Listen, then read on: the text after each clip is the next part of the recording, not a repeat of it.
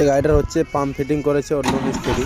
গাড়িটার পাম্পের কাজ হয়েছে, মোবিল চেঞ্জ হয়েছে।